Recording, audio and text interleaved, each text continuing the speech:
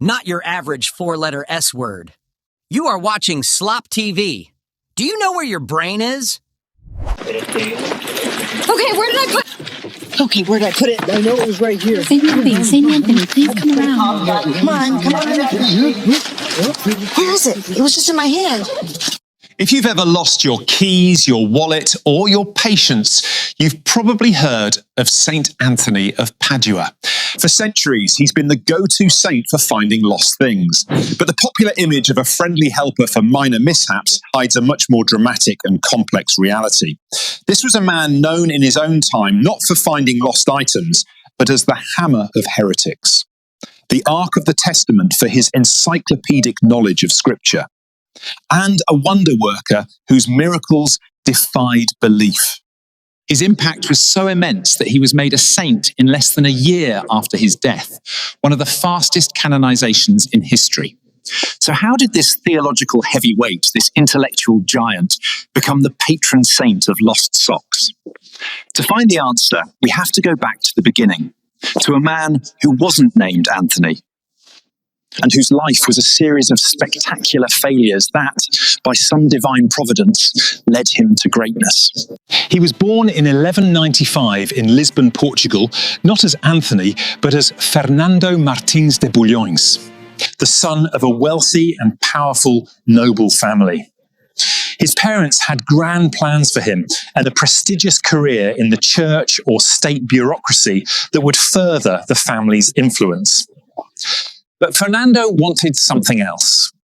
At just 15, he defied his family's wishes and joined the Fouta, a religious order famed for its dedication to scholarly pursuits.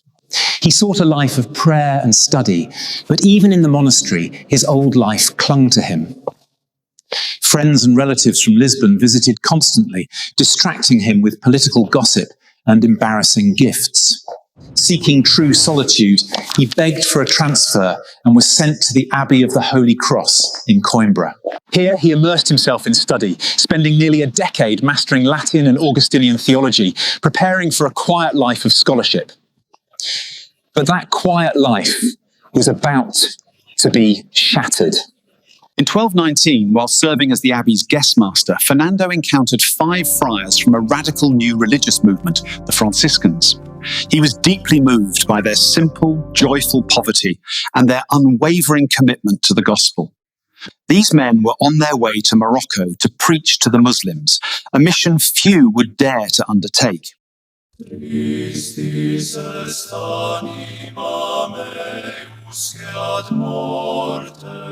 A few months later, in February 1220, shocking news arrived.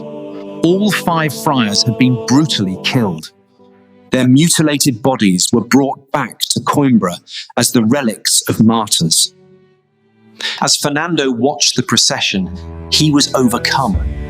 He saw their heroic sacrifice and felt his own scholarly life was mediocre and filled with compromise in comparison. Intense fire was lit within him, a desire to follow in their footsteps, even to a martyr's death. He sought and received permission to leave the security of the Augustinians. He joined the Franciscans, shedding his old life and his old name. Fernando de Bulhões was gone. In his place stood Brother Anthony, his first and only goal, to sail to Morocco and die for his faith. Anthony's grand plan for martyrdom began with immediate and catastrophic failure. He had barely arrived in Morocco when he was struck down by a severe illness, possibly malaria, that left him bedridden for months, too weak even to stand. Defeated, he was forced to abandon his mission. He set sail for home, and his journey was intercepted by a violent storm that blew his ship completely off course, eventually washing him ashore on the coast of Sicily. He was now a stranger in a strange land, sickly, unknown, his ambitions in ruins. After recovering, he was sent to a remote hermitage in northern Italy. There, the brilliant theologian, who had spent a decade studying scripture, was put to work in the kitchen, performing the most menial tasks. To his fellow friars, he was just a quiet, unassuming brother, presumed to be uneducated, fit for little more than prayer and chores. For months, his genius remained completely hidden. Then, in 1222, a moment of pure chance, or providence, changed everything. Anthony was attending an ordination ceremony in the nearby town of Forlì. When the time came for the sermon, it was discovered that the scheduled preacher had failed to arrive. The superior first asked the Dominicans, the order of preachers, but one by one they all declined. In desperation, the superior turned to the quiet kitchen helper, Anthony, and commanded him, under the vow of obedience, to preach whatever the Spirit of God might put into his mouth. Anthony began timidly, but then a fire ignited. Mei fratres datum est scriptum ab apostolo. Christus factus est pro nobis obediens usque ad mortem, mortem autem crucis. Sed quid est tots obsequium? Est ne mera submissio? Minime. Rege, incoglie in ligno, Deus homo factus obedientiam suam obtulit. The years of silent study and prayer poured out of him. He spoke with a power and eloquence and a profound knowledge of Scripture that left the entire assembly spellbound. In a single moment, the secret was out. The humble dishwasher was a theological genius. Anthony's life of obscurity was over. His true mission was about to begin.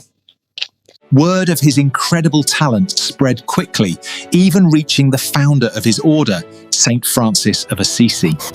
Francis, who was normally wary of academics, personally appointed Anthony as the first theology teacher for the Franciscan friars.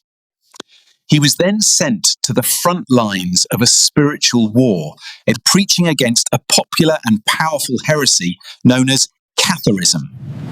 The Cathars believed the entire material world, including the human body, was an evil creation of a lesser God.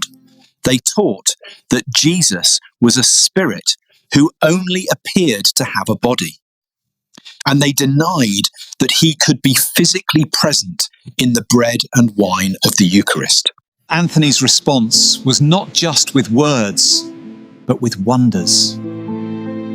In the town of Rimini, when the heretics refused to listen to him, legend says he went to the shore and preached to the fish.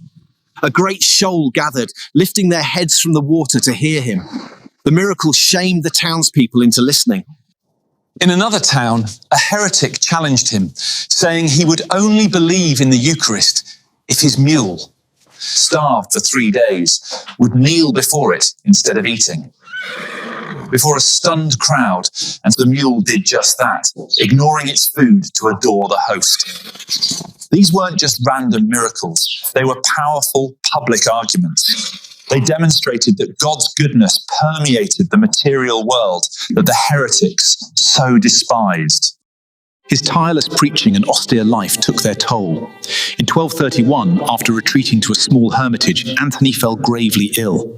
He asked to be taken back to his beloved city of Padua, but died on the journey. He was only 35 years old. The outpouring of grief was immense, and reports of miracles at his tomb began almost immediately. On May 30, 1232, Pope Gregory IX, who called Anthony the Ark of the Testament, declared him a saint. Just 11 months after his death.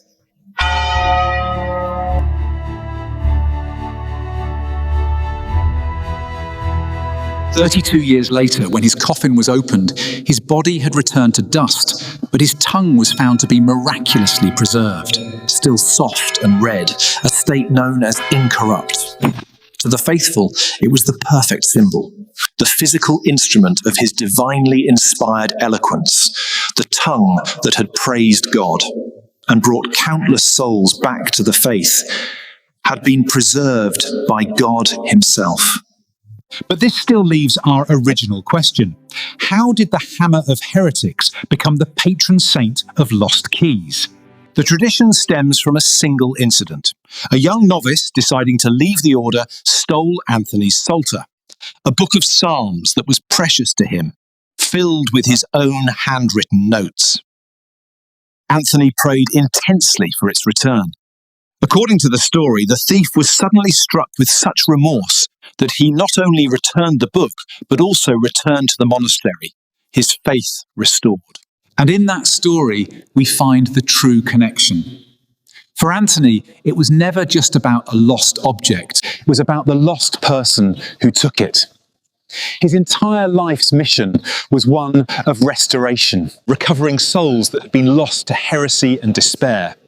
So while millions may still ask for his help to find a lost item, his enduring legacy is a reminder of a deeper hope, that what is truly precious, our faith, our purpose, our way back home, can never be permanently lost. My name is Ron Revog. Thank you for blessing us with your time, and like and subscribe for more content like this.